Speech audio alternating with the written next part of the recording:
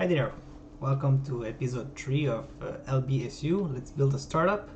So my name is Adele and we're on episode 3. We're talking about a lot of things today. The business model. So the title of this is Let's Get to Business. I have a few things to talk to you about, not a lot again. I'm actually thinking about maybe doing a pause or some sort of these episodes because I really want to work more on preparing these presentations, so that is more than just some blank PowerPoints. So anyways, so I didn't this week. What happened this week? Not much, to be honest. I had to there was a lot of stuff happening at work because I have a daytime job that I have to fulfill, and a lot has happened this week. So I got really busy, so no time for Torrent this week. And oh, there's my cat Chip. Hey, say hi. So yeah, not much happened. Really tired. Came back from work, home. Had to do some stuff on their side as well. But yeah, I'm hoping that maybe I could start, working maybe during the stream on Torrem, so that I can maybe show you perhaps where the prototype's at, and take this opportunity to show you how I'm working on this on SolidWorks. Talk about the ideas, talk about where I want to go, and talk about show you what I mean exactly when I'm talking about the prototype specifically, where in the few phases I have in mind, and maybe show you some tools along the way. So I'll do this today at the second part of the stream, but on the first part of the stream, let's talk about the actual presentation I prepared for you. So the innovation management business model. Oh, 1 second, it's getting annoying. He'll probably come back. So quick presentation, really just about the business side of things. This is the other. I wanted to jump right into this phase because it's one of the most neglected part about when you have an idea and want to do your own startup. And if you remember the process I showed you in episode 1,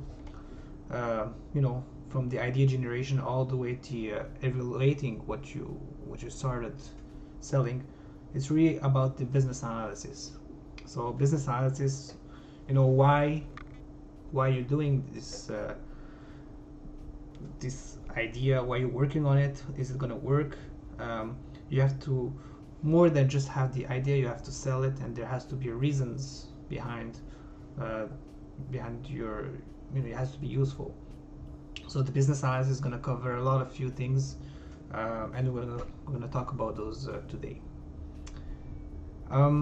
So the business model, what is a business? Well, broadly, I'm not going to go into too much details here, but everyone knows what the business is. Basically, it's an entity that seeks to profit from an entity. It's very broad, very simple. It's providing either goods or services that people want or need. This is the keyword, need. It can be a physical business or virtual business, but usually all businesses have a physical address because they're based in different countries and based from different laws and regulations that they have to follow. Businesses, they can experience loss, but they definitely want to have a profit there. And they have many types of business classifications. You can classify them in different ways. You have the sole partnership, which is the one I'm doing, is the personal type, since I'm the only employee in the company. You can have partnerships, for example, 2 people, 50-50 maybe, corporations, which are much larger, and LLCs, much larger, different types of corporation with limited liability. I don't want to go into details for that. You can look it up online for yourself, see what those means, but there's actually links down there. And yeah, usually startups, if you're starting alone, you're going to be a sole proprietorship or with a partner, and you're gonna figure out along the way, and you can actually evolve this your type of business depending on where you're at. For example, if you're starting to have investors, well, I mean, they're not going to be interested in a sole proprietorship because you're going to detain all the money that they're going to give to you. Say they want like a percentage of a company in exchange with, for example, a corporation. And yeah, that's why you can switch from one to another. So there's some also exceptions about the businesses or organizations. Non-profit organizations, they have a goal, they can follow a lot of rules and functions more or less the same way, but their aim is not to make money like the definition I mentioned above. They want to usually help people, they have a cause, they have a mission. So this is one of the exceptions. The government also, interestingly, it kind of works like a business, but in the interest of the people. It's a bit different. You can argue that it's not really a business, but if you see some way if you look at how some countries operate, when you look at oil, you're going to look at the natural resources. They have money to gain, and usually like the leaders of these countries, they benefit directly from this kind of operations. Even though if it's governmental, it's I don't want to get into politics, but you see my point. And so government can be kind of business in some ways, and a lot of other exceptions like we can follow. So with regards to this, I think that's pretty clear what the business is. If you have any questions, don't hesitate to actually write comments. I'm going to read everything after, and you can send me an email always if you need. And again, this is all available online. You can look it up yourself. You can do your own research. You don't need me to tell you everything about it. That's why I'm providing sources for most of the stuff, everything that I can, and consider it a good starting point for your own research. So in the context of having a business and innovation, the innovation management I'm talking about, what is an innovative business? So normally a business cannot stay by itself and just profit by itself. It's not an automatic thing. It has to be in constant let's say evolution. So it has to be in some way adaptable. So if any circumstances happens during the lifetime of that business, it has to adapt to what's happening around. And the most common example, the most recent example is COVID-19. All businesses had to really adapt to survive, literally, and it's a very important part of being innovative. If you refer to innovate based on how the environment is changing, you're going to be the first one to really reap the benefits of being the first to innovate in that sense. And another thing about being innovative is fostering growth. So the growth in an innovative business is it's not an accelerated growth, really. We've seen that a lot in startups where they want to grow as much as possible, as fast as possible. That's not really the thing. It's more about not stagnating, not staying in place. When you think about old businesses that have been around for so long and they haven't innovated really, well, one day or another, competition is gonna come and they're gonna want to imitate what they're doing so that they can take a part of the market and part of the money that's circulating.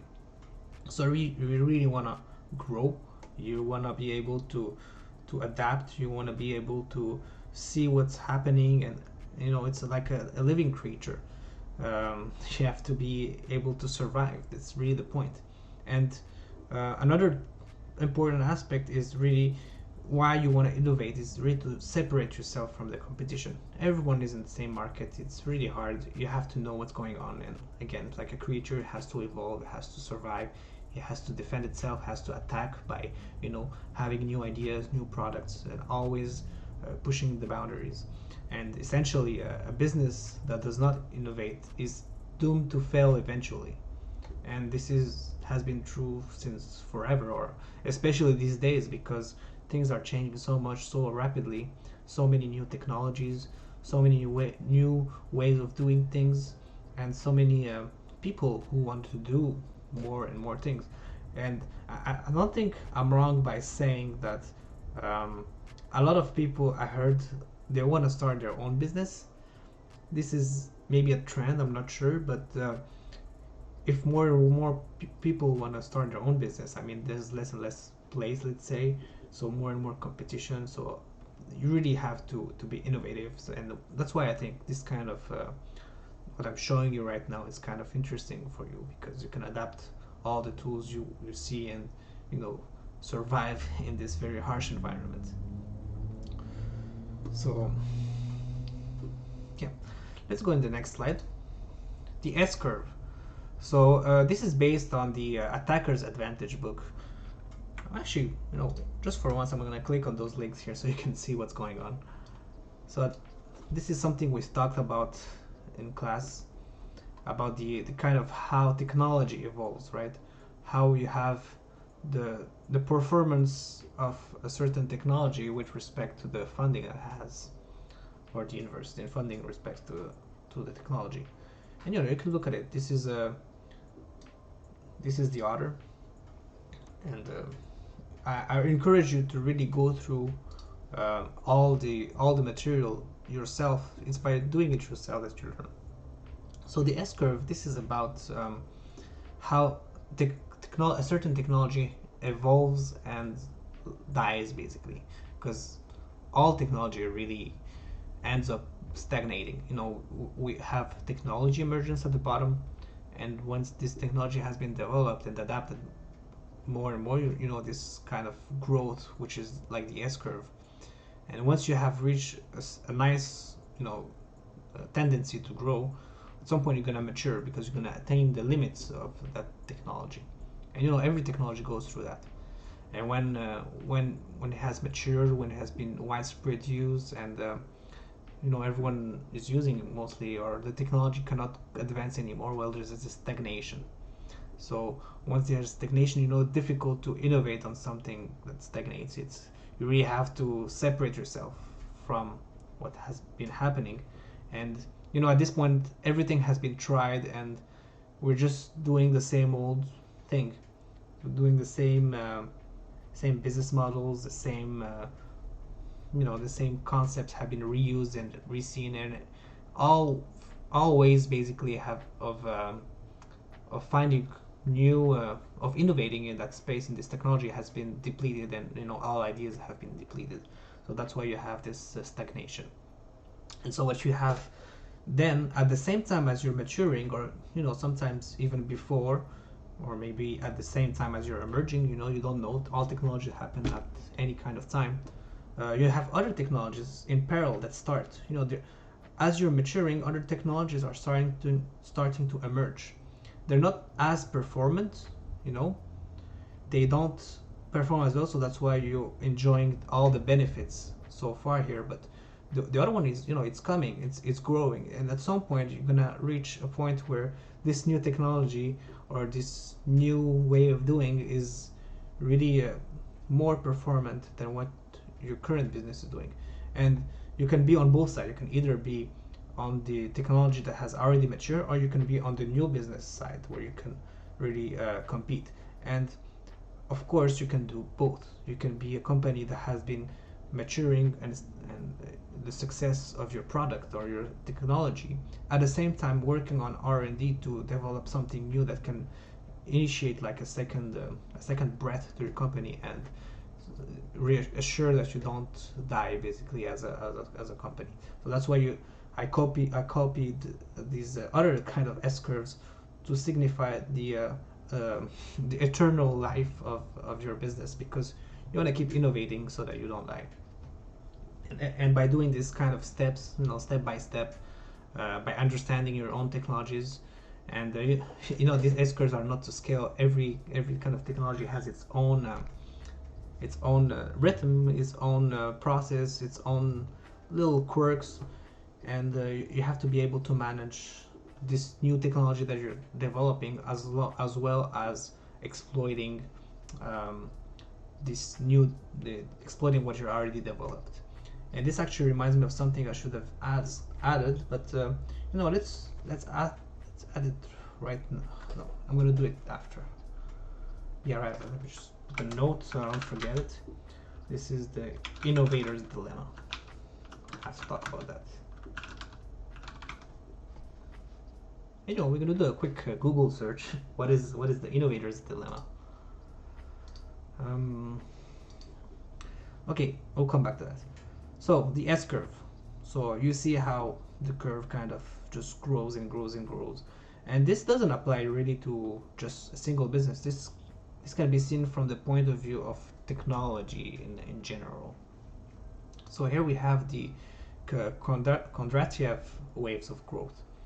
This is this guy. He invented the waves of how technology evolves, and the way he describes this is the same S curves happening for different technologies in different eras, and this actually tendency is exponential. We're talking about, you know, old technologies that have been about transforming material, you know, stone tools, bronze tools, iron tools that have been used for thousands and thousands of years until maybe the 1700s, 1800s, where really we started looking at the more technologies that have been exploited. And so the same again, the same kind of emergence, growth, maturity. Of course, for all the material processing, this has been taking so much time, and that's why there's a long maturity growth that has been steadily going. But as we advance in time, we have more progress really, and more performance. And you know, it's kind of recursive.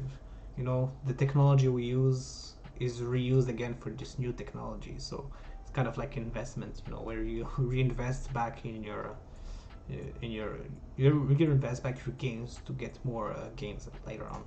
So the same thing with technology, where you see this exponential curve due to the advance of technology. And you know, the way he describes it is in waves, where you have the water power wave, the steam power wave, the electric power, and today we're at the sixth wave. This is the beginning of the sixth wave, because in early 2000s, you know, there was the communication, the internet boom, the dot-com bubble, all of that, the information era that we call in the early 2000s, and it's really ending about right now or a few years ago. And there's a new wave that's starting up, and people don't really know what it's gonna be exactly, but you know, just some ideas, and we're gonna talk about that soon enough. Just to follow up on that, in you know, you can see in the capital gain here, this is more accurate of way of seeing the wave. It's different way of seeing it.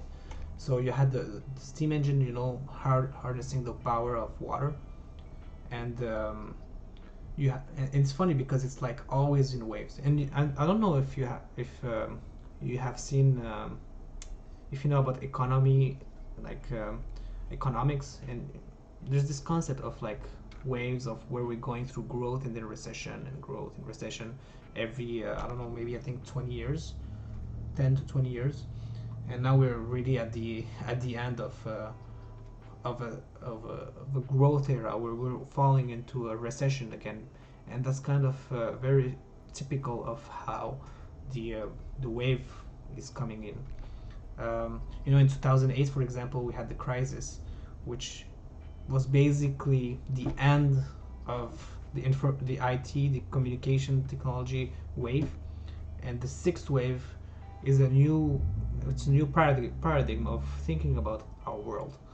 So it really has to go with the environment, technology that affects us personally. You know, the medical level, the health, the global population as a whole, because we already passed the stage where we connected all of us together into one single world. So now it's about making the world a better place. And this is what this feels like. It's the sixth wave is. So we have technologies like nanotechnology, biotechnology, things that can affect everyone. And I'm just thinking about that. When you think about it, COVID-19, the pandemic, is kind of well suited for that wave, because it affected everyone at the same time. Everyone knew what happened due to the infrastructure, the IT that was already in place, and this the way the vaccine actually just became available so quickly. So you see these new competitors, Pfizer, they made so much money from uh, all these vaccines because they were first to innovate. They had some technology that they were trying to develop here in the beginning of the S curve emerging, and really the vaccine, the fact that you had an opportunity enabled them to grow in a significant way. And it feels like, sixth wave more or less towards health and environment. Here another representation of these Kondratiev waves. The sixth wave, sustainability, the whole system, like I was mentioning, the design of everything, renewable energy. We've been hearing about renewable energies before COVID-19, and it was started maybe in the 2000, early 2000, where there was the first mentions, but the innovation has been going so rapidly, especially with we all know Tesla and the electric cars, and this is like a competing with maybe biotechnologies there. So again, I invite you to look at the Kondratiev waves. Look it up yourself. You'll learn a lot, I'm sure. And it gives you a nice opportunity to look into the future. If you're a business, and especially new business, and you wanna perform better than the past businesses who operate, for example, in electricity, petrochemicals, aerospace. If you wanna really separate yourself from the crowd and be there for the new stuff, look at the sixth wave. More about the system aspect of it. And here are a few of my guesses for the sixth wave.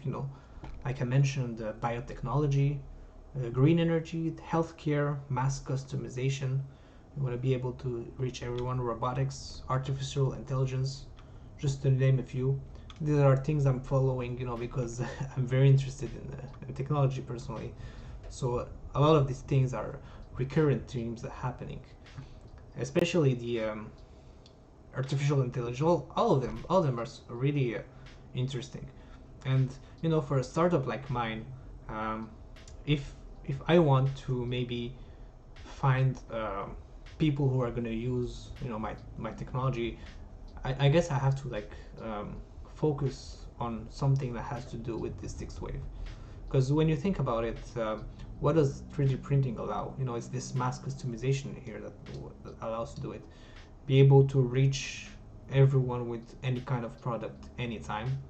Talking about a system of mass manufacturing that can reach everyone all over the world, but more importantly about healthcare, how you can have things made on demand that are personalized to you and that answer the need for your health.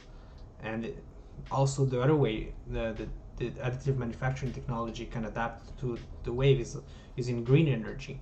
Not having to rely on parts made somewhere else, and being able to quickly deploy energy harvesting machines on demand, quickly, cheaply.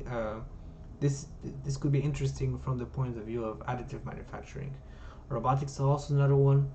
If you don't have to assemble your robot, because what you can do these days is you can print in place complete objects that are that can move, that interact without assembly.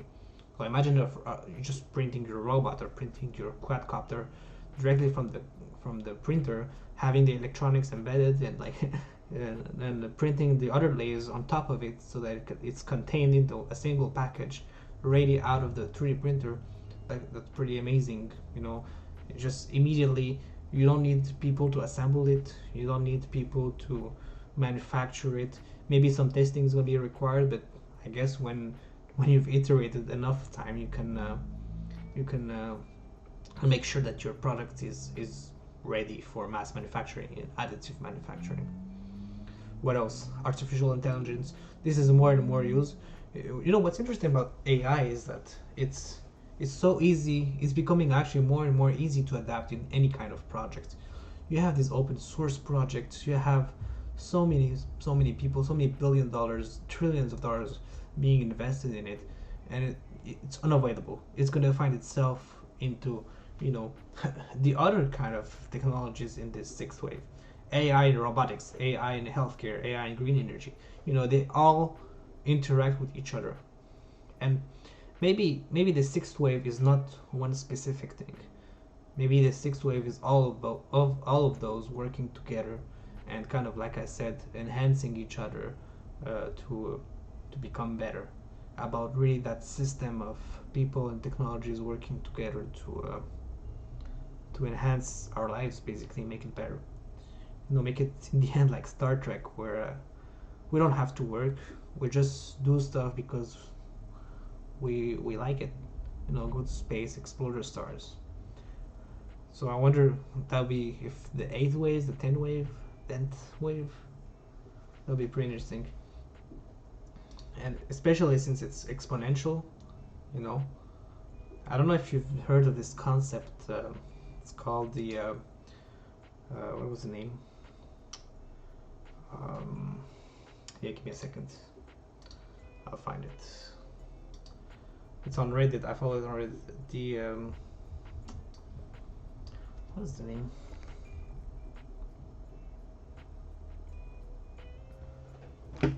Yeah, give me a second. It's important, I can assure you.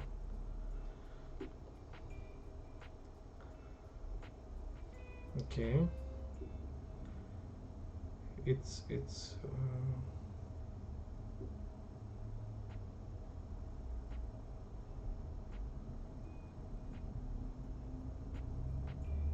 man, I always forget the words. It's such an important word. It starts with I.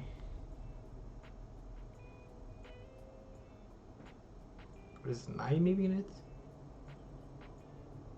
The singularity, right? Yeah, the concept of the singularity. There's a quick research of singularity. Technological.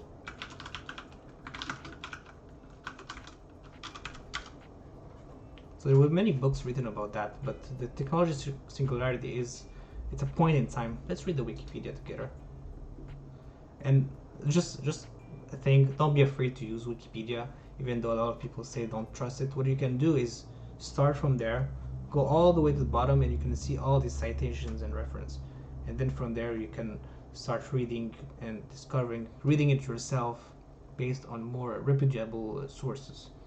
Because you know, you don't know the guy who wrote that. He maybe read something, but you don't know if he understood it properly. So you just better go yourself and do your own research. So yeah, singularity.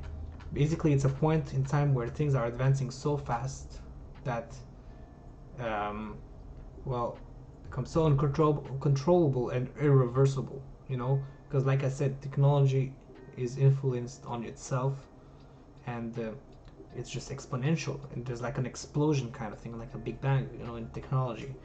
So people think it's going to happen in the 2040, 2050, and artificial intelligence is a big part of it, because imagine you tell an AI to better itself, and then this better AI can better itself again, and it just, you know, it's incredible. I have little pictures here.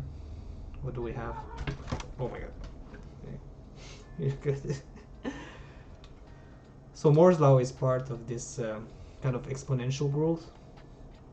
This is actually a logarithmic scale, so it's linear. That's why it looks linear. But you know, the advancements of technology in the exponential way is kind of part of the idea of the singularity, because eventually computers are going to be so advanced, AI is going to be so advanced that who knows how it's going to be able to stop. Transistors, another one example. What's that one? Time before present. Yeah, I'm not sure to understand this one.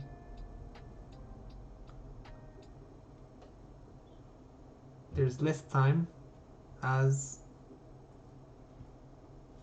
Yeah, I don't understand this one, to be honest. But one of the main protagonists of the singularity is Ray Kurzweil. You can look it up yourself. Ray Kurzweil, he wrote a book back in the 70s, I think, talking about when the singularity will happen, and then now he's gonna release a new book. Kurzweil.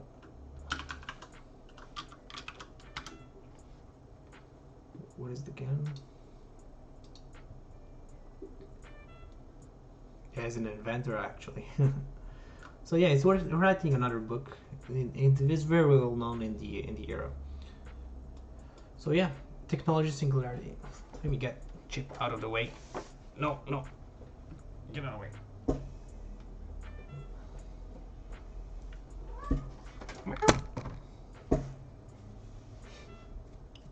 I'm actually allergic, I think. Okay, back to the PowerPoint. So yeah, the sixth wave singularity. This is gonna happen anytime in the next within our lifetime, because it's gonna affect the whole system. So maybe the sixth wave is the last wave. Anyways, let's get to the business. So you have your idea, you have your technology, you have the you know where you're going. Last time we talked about how to get new ideas, how to brainstorm. But now that you have this idea, you have to like determine how you're gonna make money out of it and determine if it's gonna work. So that's why people have developed the business model canvas. This is an important tool for describing your business. This is like a screenshot of how you're actually working right now with respect to your clients, your suppliers, how you're making money, where you're losing money, what is you're doing with your idea. And this is all encompassed and in a very easy to read canvas called the business model canvas. So you have this 9 or 10 1, 2, 3, 4, 5, 9 segments where you can describe what your business is actually doing. And the way to look at it is, you have this canvas is the same canvas as before, and you have on the right side here the desirability, who desires your product or your service, and how you're going to do it on the left side. And on the bottom is if it's viable. The way to determine the viability is all about money. How much you spend versus how much you need, how much you gain money, and the sum has to be greater than 0 eventually. For a new startup, it's always it's usually below 0. You're always wasting money. Right now I'm not selling anything, so I'm not making money, but I'm spending so much money, spending time and spending resources. So right now I am not viable. So to determine if your business is viable, you look at your revenue stream based on your versus your cost. So it's a nice way for someone to first expose themselves to how the business works, and for you to really organize your thoughts into a way that you can understand it and manage it better. It's a very important tool. And how it works is, you start from the center with your value proposition. We're going to talk about it now. This is what is it that you're selling, what's the value between your product or service, and always from the center, and then you go towards either the client or how you're going to do it with the partner. It's like it's a center it's your core, is the core of your business. So as soon as you have your value, your proposition, you go look at the right, which is this is my right, your right, my left. What is it? Who you're gonna sell this for? It's the customer, right? The customer. On the other hand, you have to understand who your customer is and what kind of relationship you have with your customer, and how you're gonna serve your customer. So this is like 4 blocks that explain the dynamic between what you're offering and how you're offering, and what you're offering, and who you're offering to, and all of these things. And in exchange, you're gonna get revenue. On the other side, on the left side, you're gonna have the how you make your value proposition real. So you have activities and resources, machines, people, patents, all of these things that gonna make this value proposition real. And these have costs, right? And obviously, you're not alone in this world. You have key partners that you can cite here. You know, the government is a potentially partner. Other people are partners. Suppliers are your partners. So this is really the other side of how this is going to get built, so that we can answer the need of the client. And this is really, I think, one of the best way. Well, I think it's the only way to represent a business, the model really. And the guy who invented that, ow, he wants to play. Not right now. So the guy who invented that was these two guys, Osterwalder and Pinier. This is their canvas. I took that from Strategizer. You can look it up. I think I'm gonna start clicking more and more on links so I can discover this with you. So Strategizer, I've heard of this website before, but oh, it's actually written by himself, Alexander Osterwalder. Okay, he's the inventor of this canvas. And in this website, they explain everything, how it works. Basically what I told you. You know, you have the center, the right side, the left side. You write in your stuff, and you know it's a nice picture of how your company works. So yeah, and if we dive in, I want to dive in right now. Yeah, let's dive in right now. Okay, no, just before that. So this is the standard model, and then you have extra stuff that people have added with time. So the same thing, the same model I was showing earlier, the proposition, the activities, the resources, the partners, how you're gonna work with it, who you're gonna work for, revenue and costs. And on the top side, really, this is your mission and your vision. This is a way to give a direction to your business, so that you can grow it with a singular or multiple goals. So you have mission versus vision. So the difference between mission and vision, so the vision is who you want to be in the future. This is like being like the I don't know, it has to be something that has a goal that's attainable, it has a timeline, you know, all of these goals that has to be described. And then the mission is what you're doing.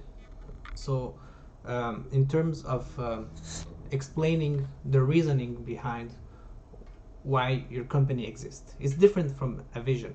For example, the vision is becoming number one in sales of computers, for example, but the mission is maybe help people access to computer, for example, like Dell, you know, the Dell computers. Their vision is maybe become the well, we can look it up. Dell's vision versus Dell's mission. Dell sounds like Adele. Okay, now the cat is hiding.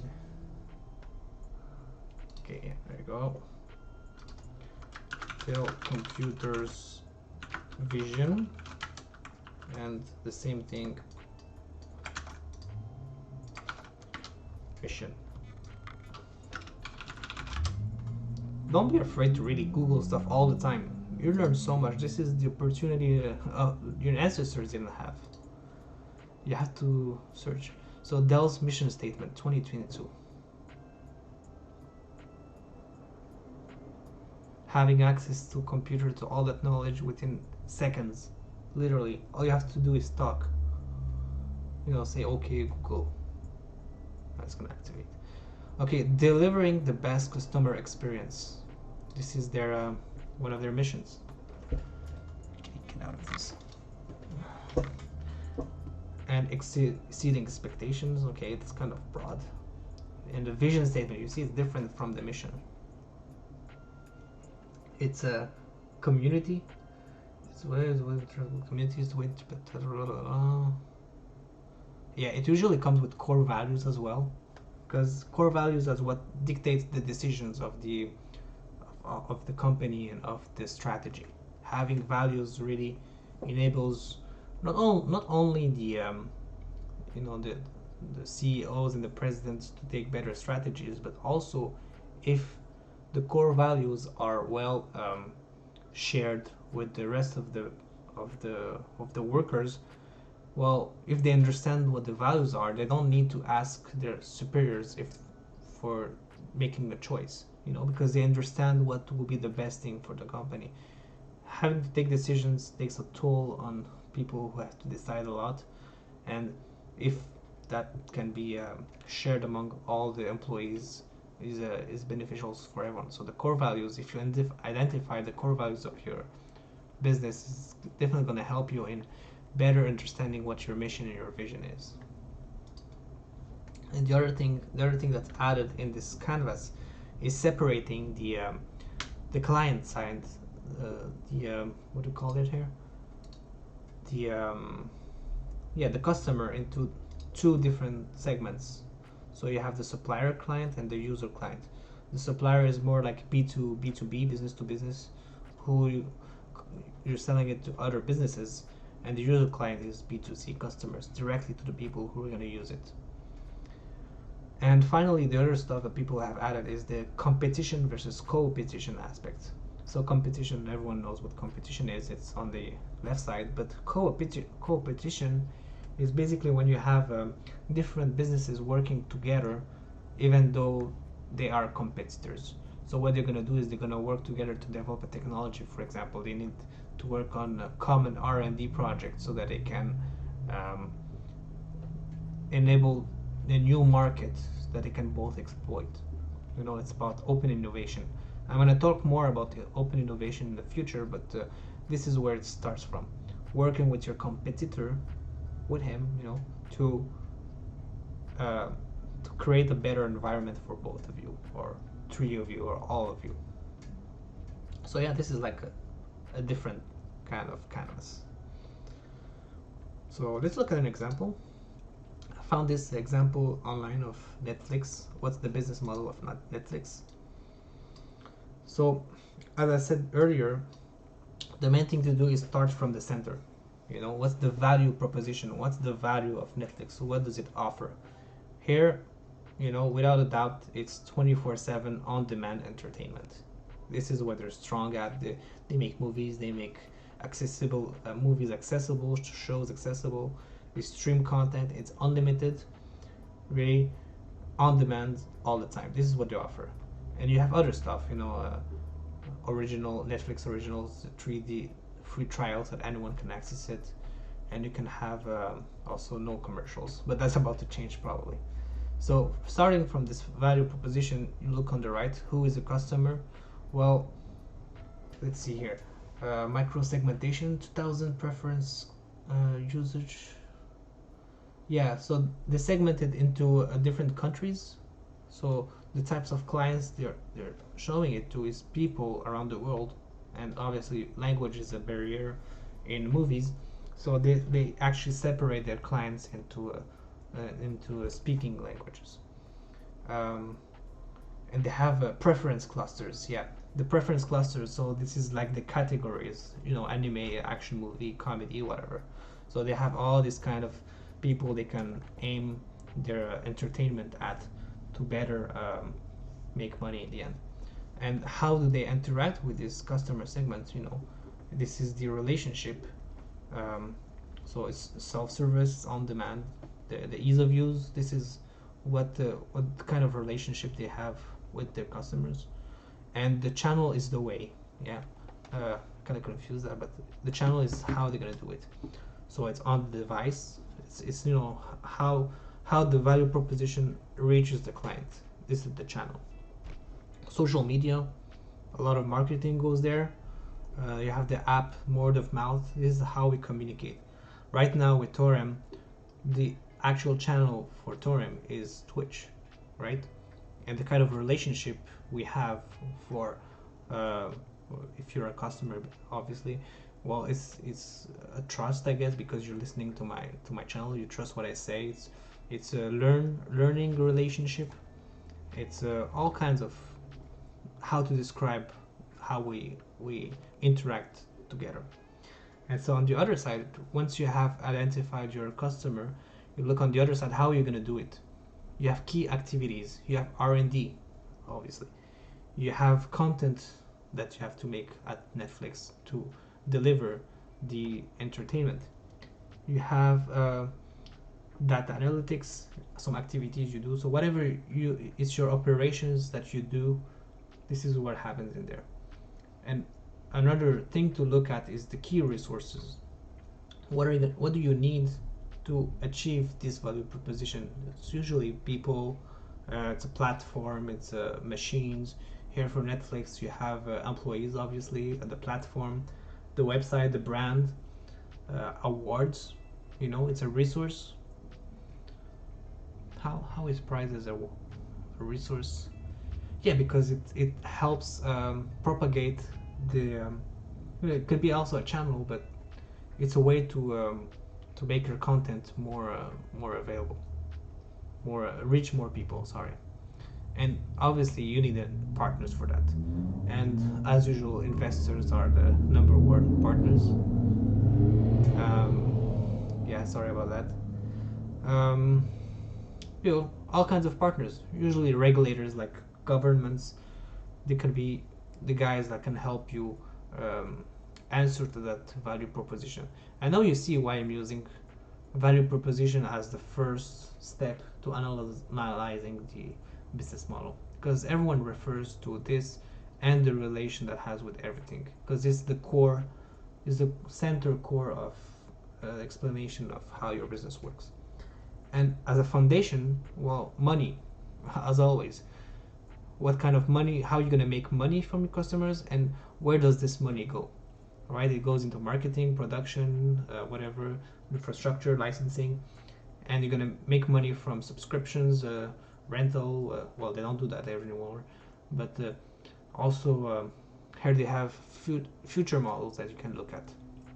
And what's interesting to see from the point of view of the business model or the canvas is this is really a tool to have like a snapshot of your current ways of doing, and you can change it and experiment with it, see how your business can become in the future.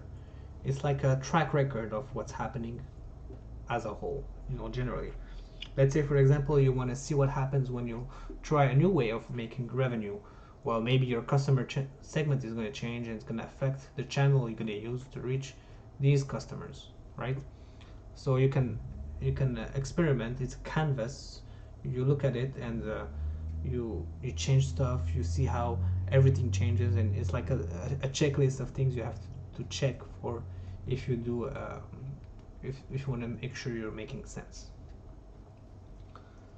So this is how the business model works, and it's like the first tool they show you in all these incubators and when you start your own business. Actually, when you reach out for investors, the first thing they're going to ask you about is what's your business model. Well, you just fill out this form and you show them that. It's where you start. It's to make sure that everything connects, that you can have a product that is desirable, that you can do it, and that you can survive. This is what they care about, like the 3 key points of what you have to remember to present your company. It's a great tool. And yeah, now that we've seen the how it works, if you have any questions, again, don't hesitate, or you can look it up yourself. Just go to strategizer.com. Also, MPII, another website. This is more a Canadian one, but yeah. So let's focus now on the value proposition. What is it?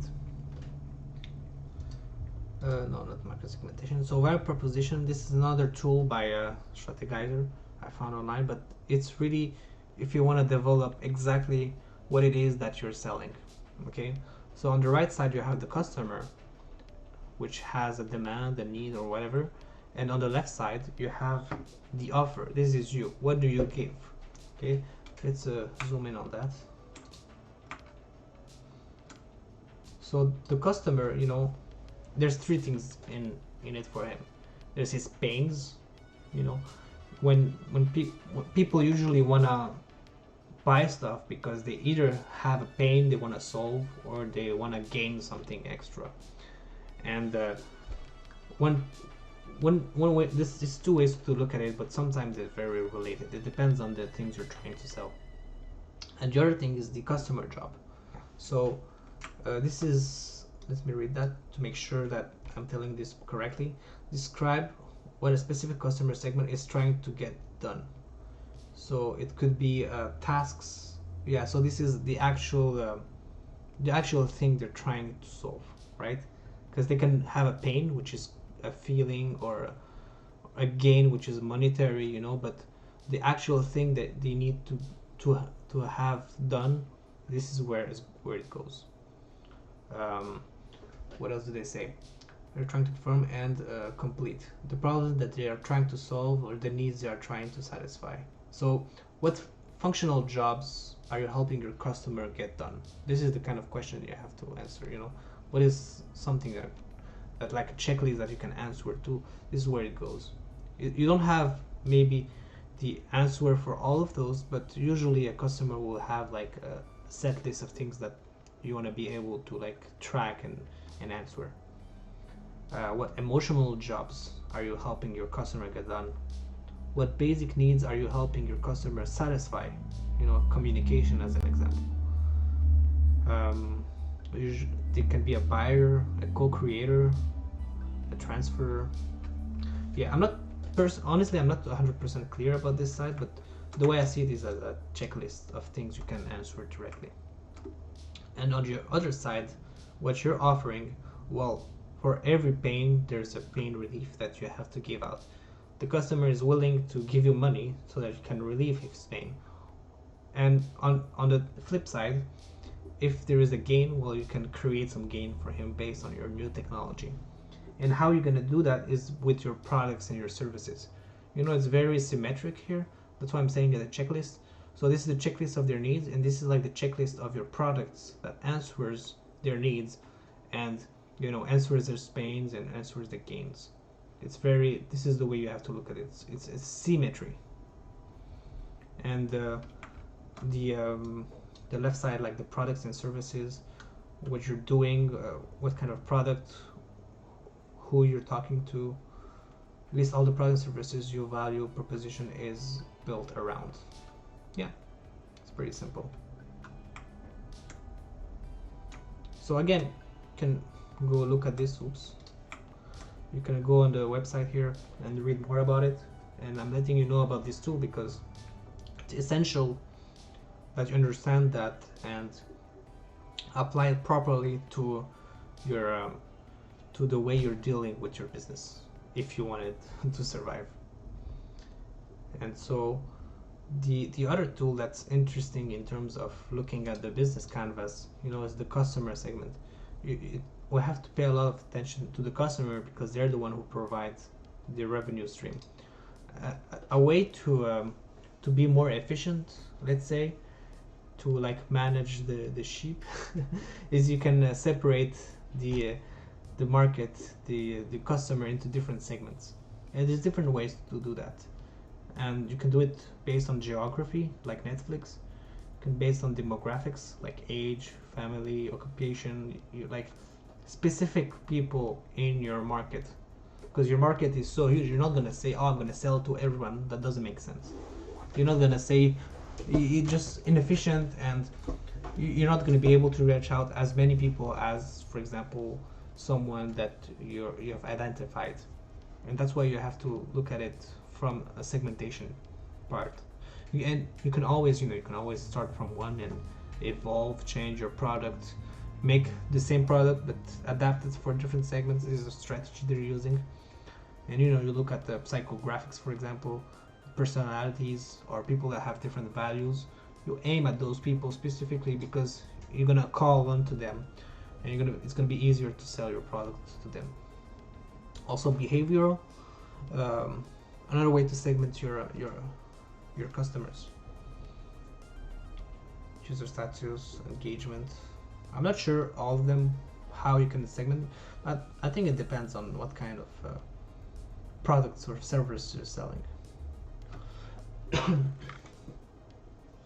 So yeah, again, look it up. Let's see what it says.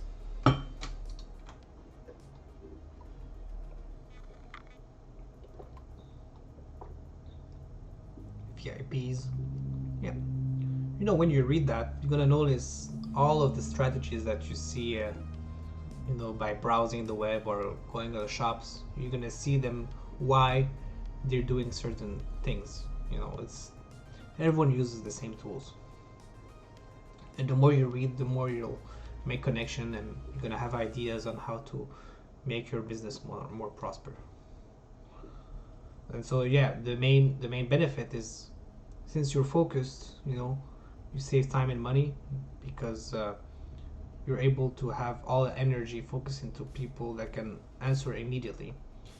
Build a better relationship, because people know your product based on a certain set of parameters that you've set to sell them. Identify brand strength, weakness, and opportunities. So yeah, that's about it. So many ways of switching your the way you sell stuff. And speaking of selling, you have different types of revenue streams. Just subscriptions. You can buy a one-off. You can there's like a whole ways to do money. It's not just about selling for cold hard cash. You can many ways to make money. And subscription seems like it's a more and more interesting, because it's a recurrent revenue that comes in every month. So it's kind of a guarantee. It's more easy to manage in terms of seeing the future, so you can plan better ahead when you have a constant revenue stream. And they all have their advantages and disadvantages. So I invite you to look at it yourself. Now, I only have 2 slides left.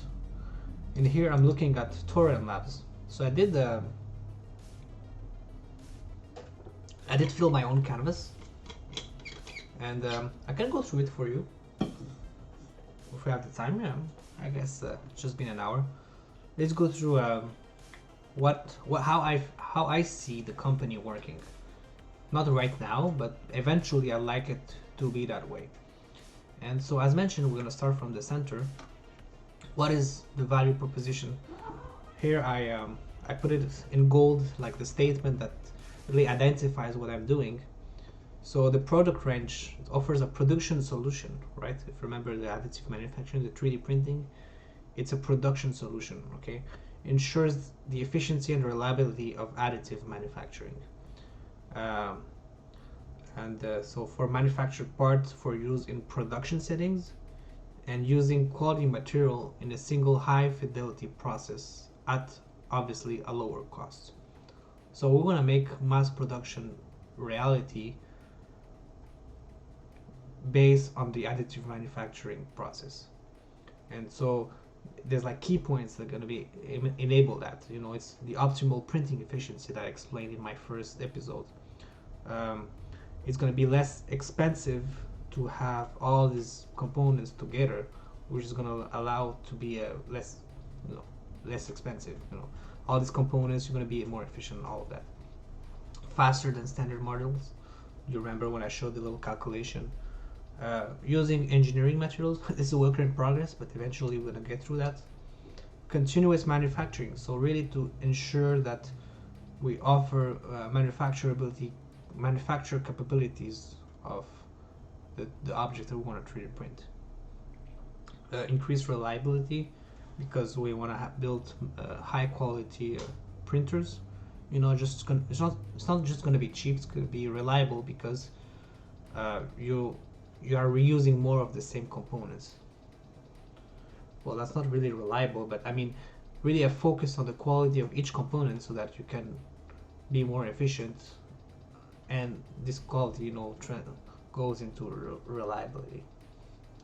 I say here, print quality equivalent or better than the competition. Eventually it could be better quality, because if we focus on reliability, we can get better.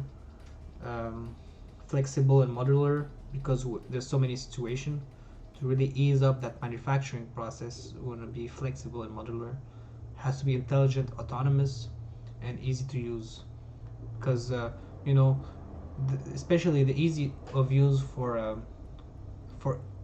that's why your market segment is important.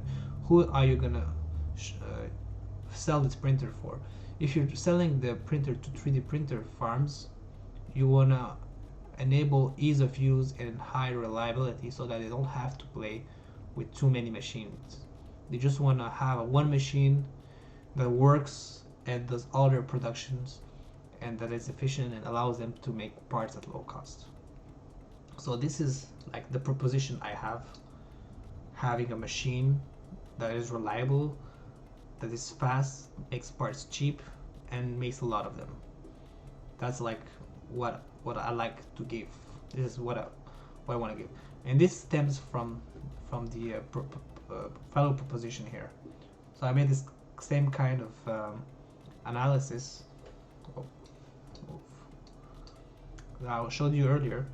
It really started from the pain. For me, this all started from the pain. The printed parts are too expensive. I don't know if you have experience with 3D printing, like using services, but things are expensive. The technology is not yet mature. It's too slow, especially if you use it yourself. And one big one for me was the too slow and materials don't always perform. These are the two first things I noticed when I was playing around with 3D printing. The poor print quality compared to costs, obviously, like you have injection molded parts versus 3D printed parts. You're not comparing the same stuff. Another pain I've seen with people is parts are not available. So it will be interesting to solve that. Manufacturing on demand, it requires usually constant monitoring, and what it would be really nice if these machines, these 3D printers, could be autonomous and self-regulating. And this is a recent trend. There's a TCT event, the technology. What is the TCT event? What does it stand for? Rapid TCT it's called.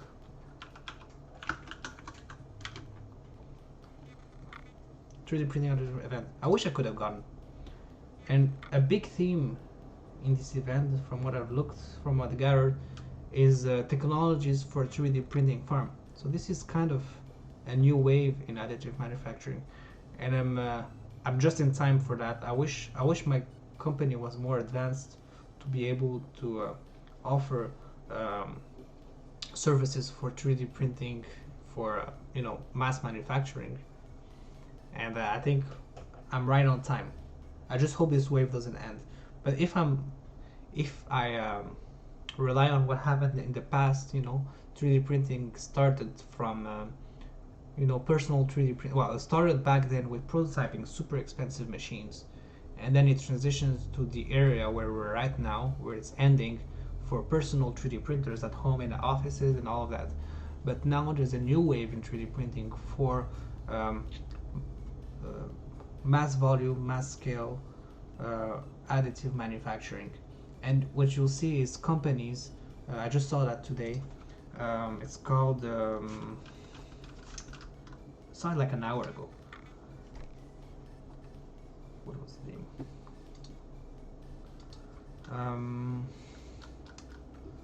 Maybe I check on my YouTube channel, my history.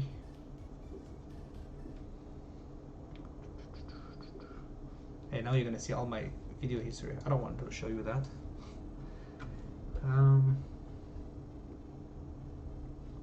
Not time lapse. This is my. Yeah, I'm gonna show you this, and then you'll understand.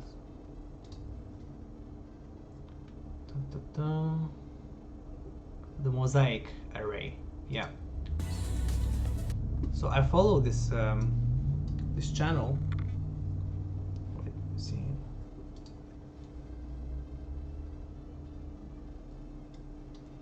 Let me stop that song for a second. Oh, where is it? Where is the music coming from? Oh, there you go. Let's pause this. So I follow this guy. He's a really chill guy, really cool guy. His name is the 3D printing nerd. His name was anyways, you can follow him. He talks about 3D printing, and he goes to these kinds of events and explains what the new technologies are, and he has his own printer, gives advice, and he presented this company Mosaic. I actually met them a long time ago. I met them when they were still in the incubator in McGill. Very cool guys. They were working on the palette, this thing that can cut filaments and has the ability to add multiple color. And so what they come up recently with is the array. So you have these 3D printers here that are integrated in this big production machine, and it's automated. Let's look at it. 3D printing at scale through automation. It's exactly what this field seems like is going towards.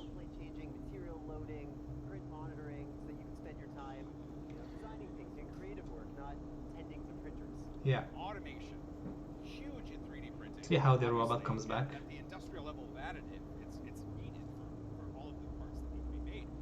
But we're talking each of these machines in here can have 8 colors or materials.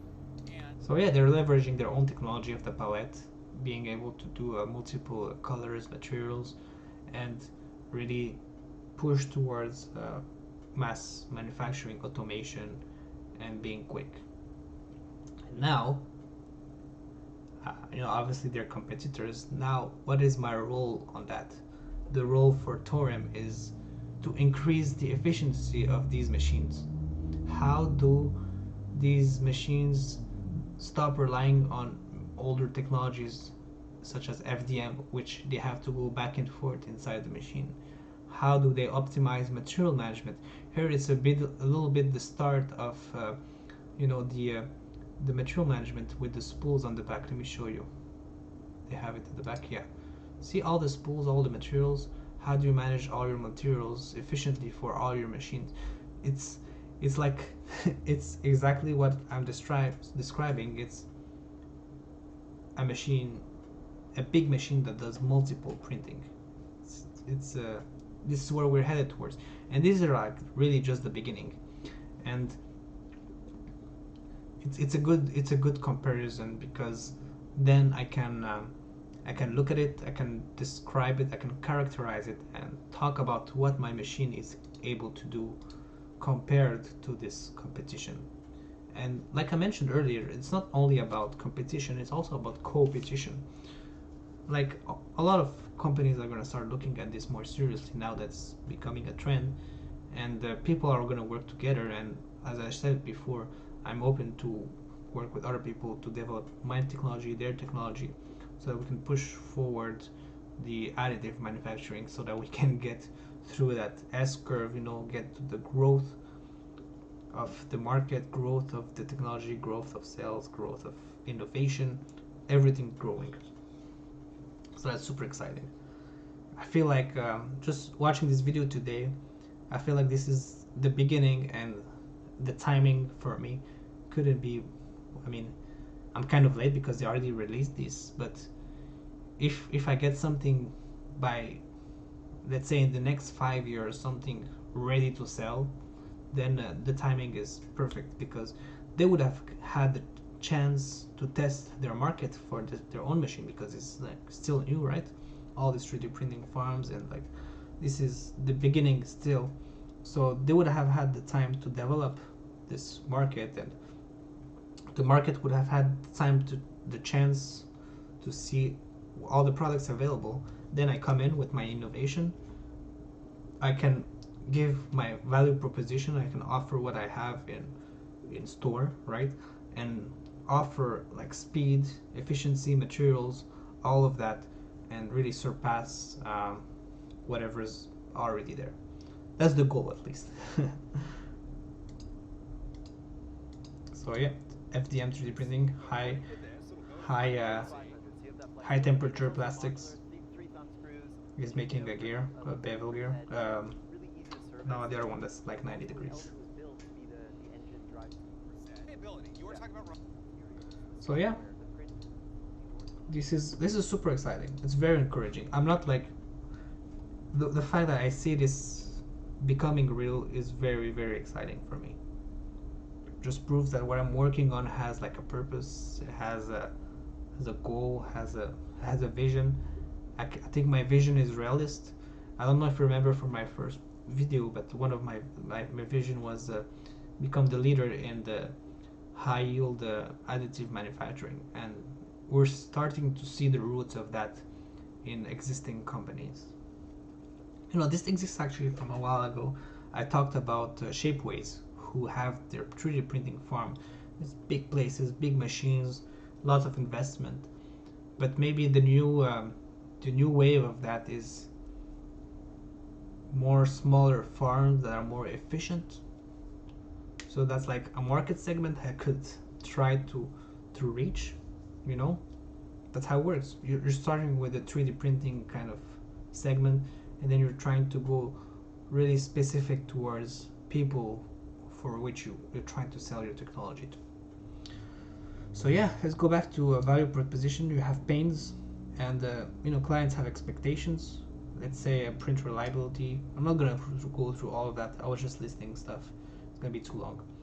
And the role of the client, it has to have parts delivered. Uh, it has to have pride in production, like stuff made here, like I said in my first video. Depending the dependence of products manufactured overseas. So this is the client, and on my side, well, what I can do is give services and products, not produce. That's the wrong word. Products. So I can sell modular printers. I can sell the service of my printer, because as soon as I have the prototype, I can basically start doing 3D printing services and offer my innovation to people who need it directly to the customer. And this makes me remember, that's why we're separated. We have the user client, so 3D printing services, and supplier client, which is selling the machine or licensing the technology. That's why there's this new kind of extra stuff in the model. And the problem I solve, well, printing parts quickly, right? This is the exponential by the number of platforms and bed added. Like, even though his machine, the machine we saw earlier, the palette mosaic array, right? Let's go back. So so you have 4 printers, 4 print heads, 4 beds, but in the equation they're all equal to 1, because the print head from this one cannot access the other beds. They're completely independent machines here. Even though in their nice little machine, it's still 4 separate. So if we had the ability of this print head to do stuff on this one and this one and this one, now you can now you're talking business, because you're so much more efficient. So this is the first problem I'm solving with the idea. Lower printing costs, because we're reusing parts per it's faster, so we're more efficient. I already talked about that. Using engineering materials, this has to come, and local production on request. We're answering to that. We're solving this problem of having parts available. And the gains, well, I'm kind of repeating myself. This is what's funny, is lowering costs is always everywhere. Everyone talks about money, so that's why it's there. Speed parts, energy efficiency. This is an extra gain that has not been really a problem for people, but it can be potentially a gain from using technology that is more efficient. You're energy efficient. Increased reliability, right? The gain that's happening here is the reliability, because of the continuous movement. If print heads have to come back and forth, well, you have accelerating mass that needs, it's strain on the material. If you have continuous movement, it's more reliable. Continuous operation 24/7. And easier to manage when you have one machine. That's also a problem eventually, I guess, because if this one machine stops working, everything stops. So quality assurance is going to be a big one for our products, because we don't want to rely on one machine. that's a no-no, I guess. But I guess that's the price to pay if you want to be more efficient and print stuff faster. I think people are gonna have to do this kind of calculation in their mind when they're trying to select, products, 3D printers they want to buy of us versus others. So, for example, since we know this is something that we have to work on and focus on, in our strategy for marketing, we have to talk about reliability and preemptively, discuss this before it actually happens and work on that, so that we can answer all the checks that people have in their mind preemptively, so that they can go and buy our products. So, value proposition, I wrote it in French, proposition de valeur. Value proposition in the center. And this is like the number one most important thing. Where you start from.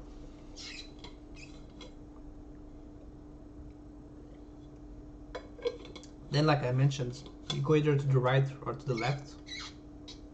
On the right side, we have the market, B2B, B2C, who I'm aiming at. So I said OEMs, big box stores, 3D printing services, aerospace, medical, and kind of reminds me of what I was saying earlier about the waves. If I want to be able to participate in the new wave, go towards the medical segment, for example. If I have a 3D printer that can mass produce efficiently, aimed toward the medical field, then immediately I'm gonna have like a specific goal that enables the startup to be more efficient. Here I listed them all, but eventually when I'm gonna have my working prototype, I think I'd rather have to focus on a specific segment and identify a segment that's gonna use my product as quickly as possible, so that it has the most gains, and they can start trusting this technology in this specific segment.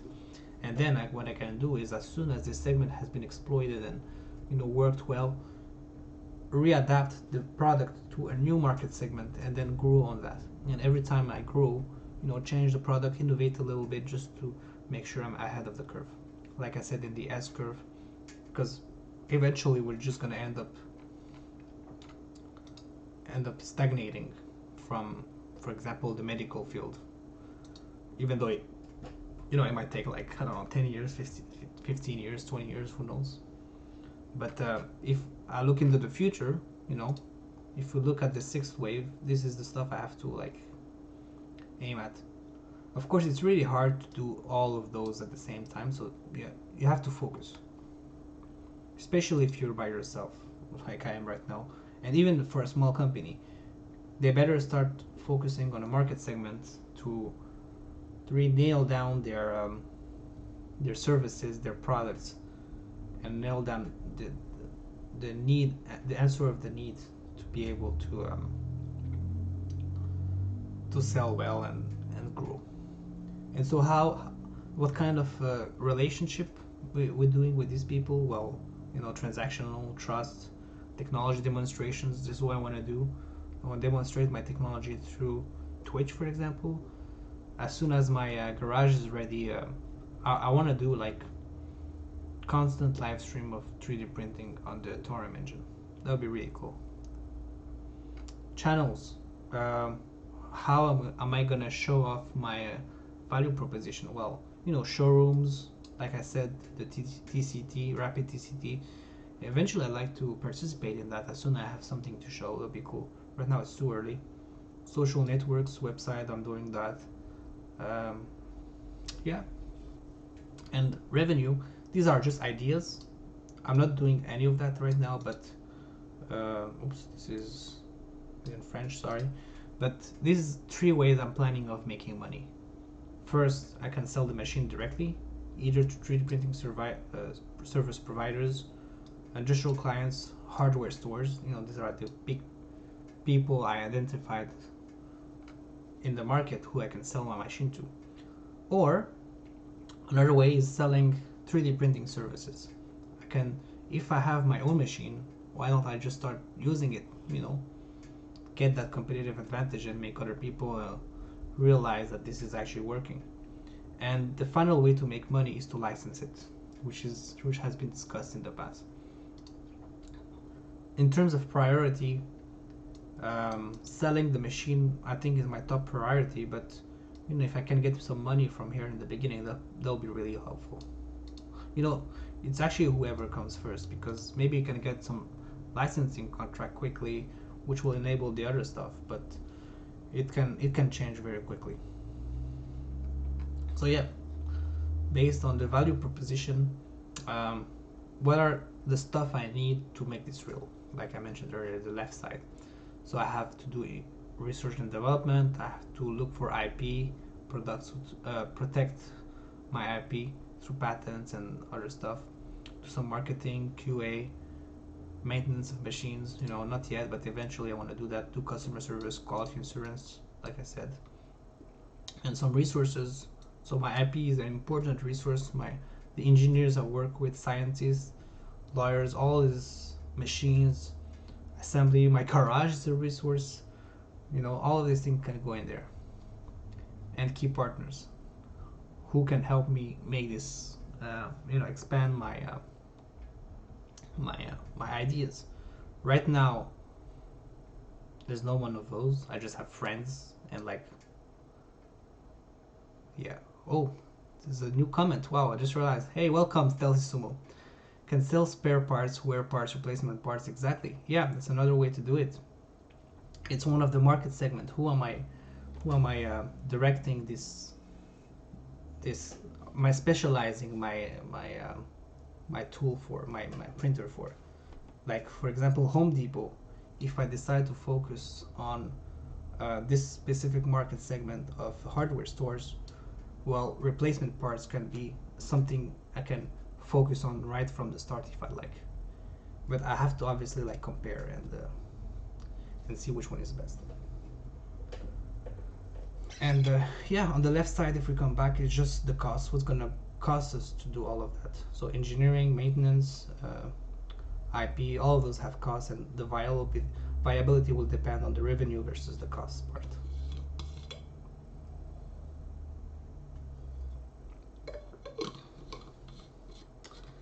So yeah, I'm about at the end of my stream here. This was the last slide because I already talked about the value proposition. I don't know, Stealthy Sumo, how much have you seen of those? Do you have any questions?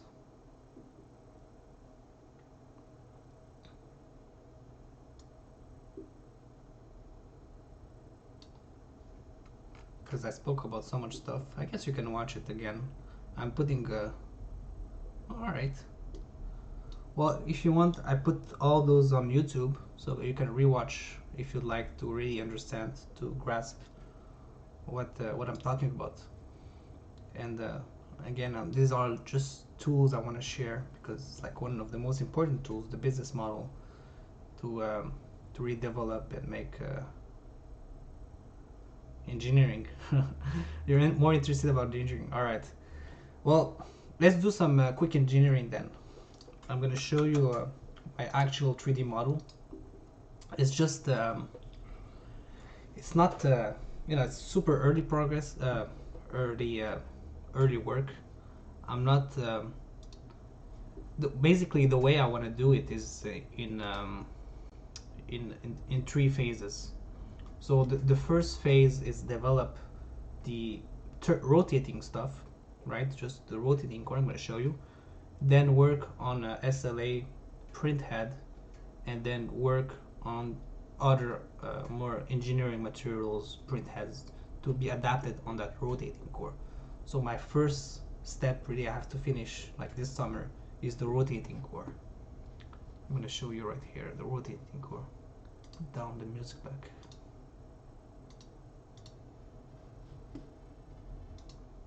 Let me open my SolidWorks so I can show you where I'm at.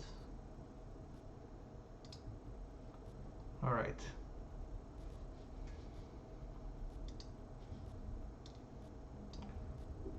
So can you see this?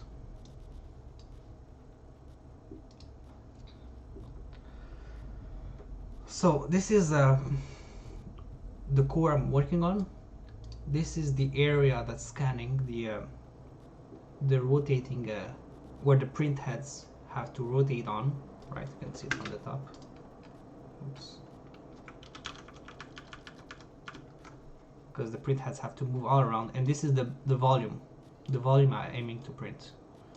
Right now I'm going around the 400 millimeter radius with like just extrusions to start.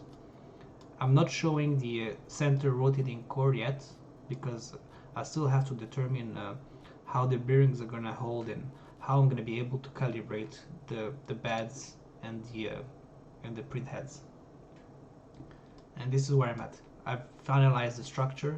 I've made it so that I'm able to move this left and right, up and down, and make it strong enough to hold any kind of weight displacement. Because if it's not balanced,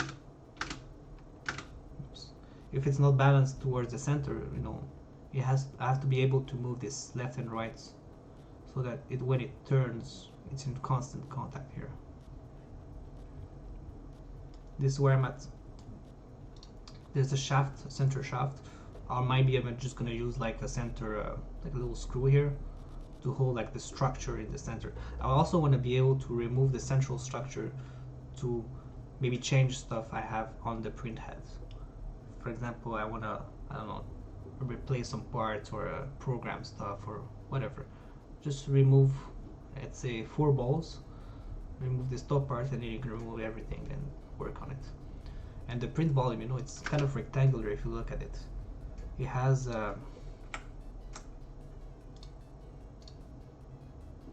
it's 500 millimeters length and by 500. I think that's a bit it's probably going to be smaller than that, but you know, I'm starting with something, then I'm going to be able to change it more.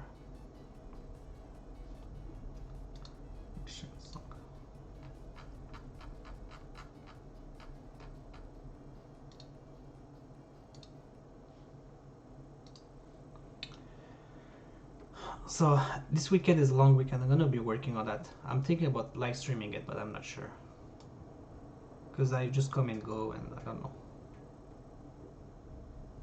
Yeah, more details. Definitely needs more details. This is the first step. I have the plan of using also. 1 second. I want to use what was it again? Duet 3D.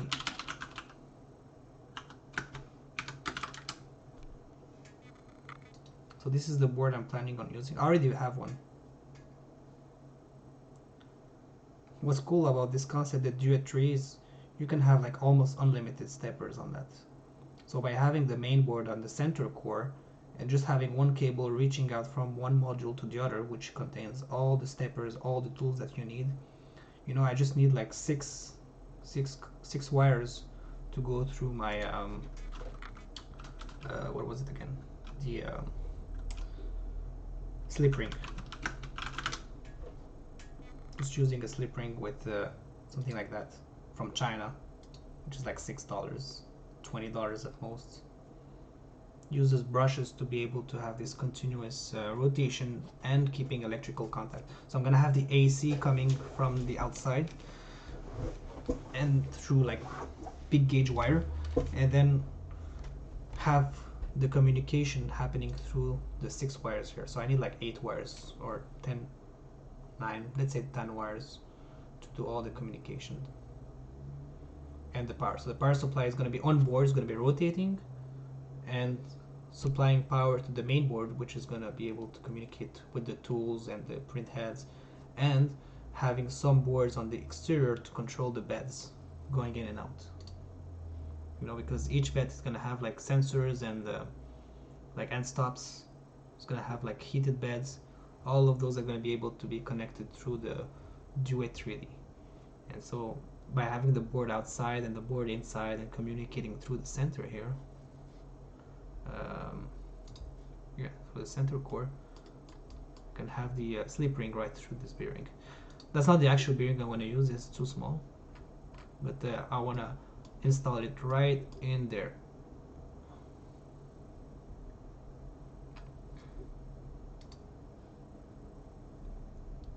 So this is where I'm at right now. Still a lot of work to do, but I think the main idea is there. You know, having the general like scale of things, have an idea starting of a bomb. It should be good.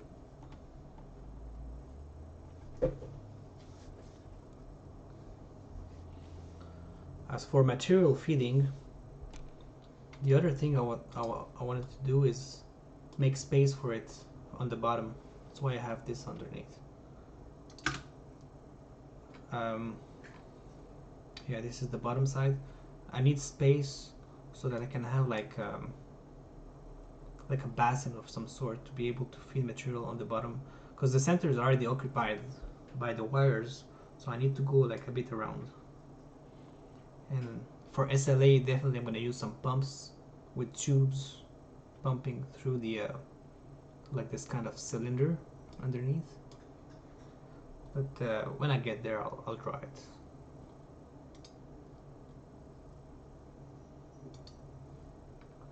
I have another. This is not actually my first CAD.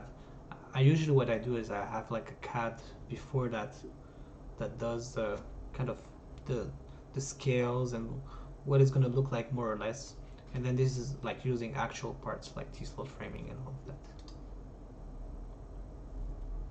This is the CAD I'm going to use for final prototype. Yeah, anyways.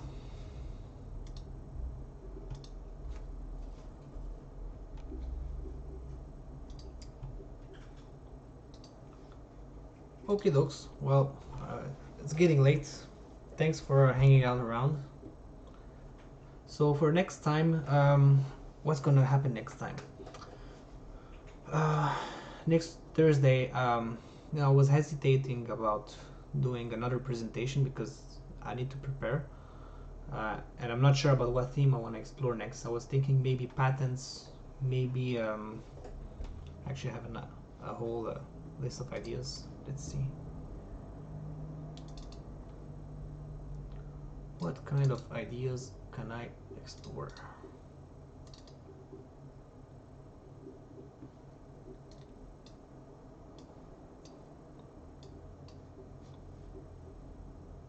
IP, is that an interest of you? Intellectual property?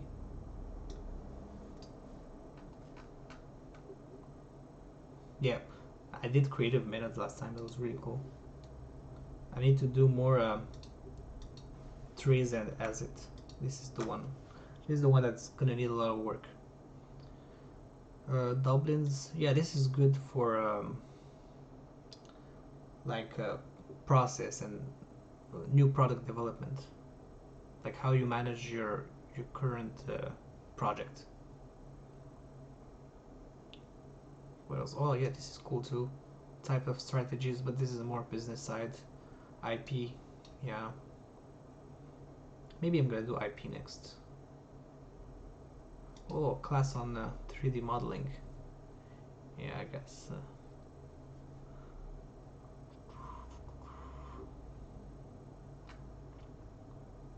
Yeah, I think I'm gonna take a break of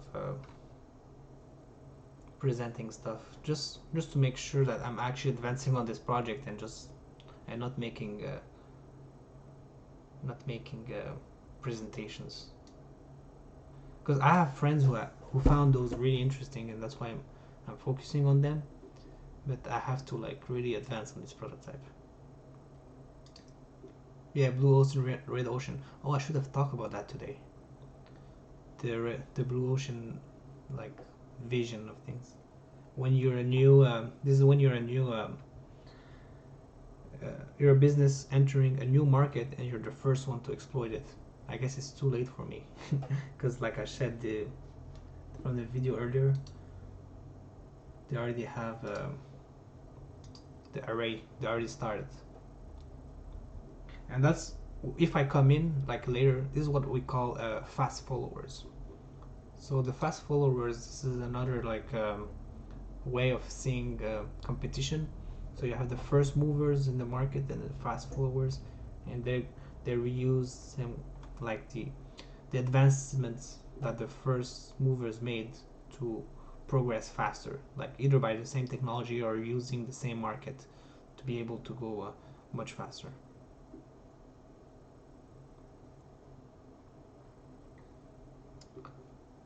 Yeah, I think next time, okay, that's what I'm gonna do. Next time, I'm just gonna be online and streaming my CADing and answer questions on the side. And if anyone wants to see why, like the whole printer again, like the first episodes, well, I'll just come back to the first presentation and talk about it again and answer more questions. I think I should do that at least until my first prototype is done. I'm estimating maybe like a month. In a month I should have like parts ready, because I'm working full time. I don't have that much time to do all of that, but I think in a month I should have something solid. Order parts, assemble, have my garage ready. It'll be really cool. Have just like the rotating core, be able to control the rotation, the RPM, maybe have some temperatures going on, move some steppers on the beds. I should be able to do that like by July. May, June, yeah, by July. If everything goes to plan and I have still money. But this is not too expensive. When I'm looking at the BOM, I think the most expensive part is going to be the print heads, because it's still new technology to develop. I have to do it like on the side. I have to do some research. I have to contact other people to make custom parts for me, especially in the optics. And then this is going to be like really expensive. Like the rotating core, maybe what I should do is just to prove the concept of rotation, have like a, I don't know, like just a laser pointing and saying, okay, this is my print head's aiming at. Once I have a print head, this is how it's gonna look like, but not having it actually print, because that's way too complicated. Just having something turning and showing where it's gonna image the layer should be more than enough just to prove like how fast I can rotate, prove how it's gonna work, how the two heads can interact each other with the different beds. Having that can be really helpful. I was watching a video yesterday. This guy was this YouTube channel. He was saying, don't waste your time thinking about the final solution if you can already advance on part of the prototype to make it work. Because along the way, when you develop something, you notice, oh shit, I haven't thought of that, so I have to solve this right now, which is like essential. For example, the slip ring. Maybe the slip ring is something I didn't think about, like the screws or anything. Alright, so we'll see that next week. Streaming, just CAD, and let's have fun. Alright, I'm gonna go. Thanks for lurking around. And see you around. Good night.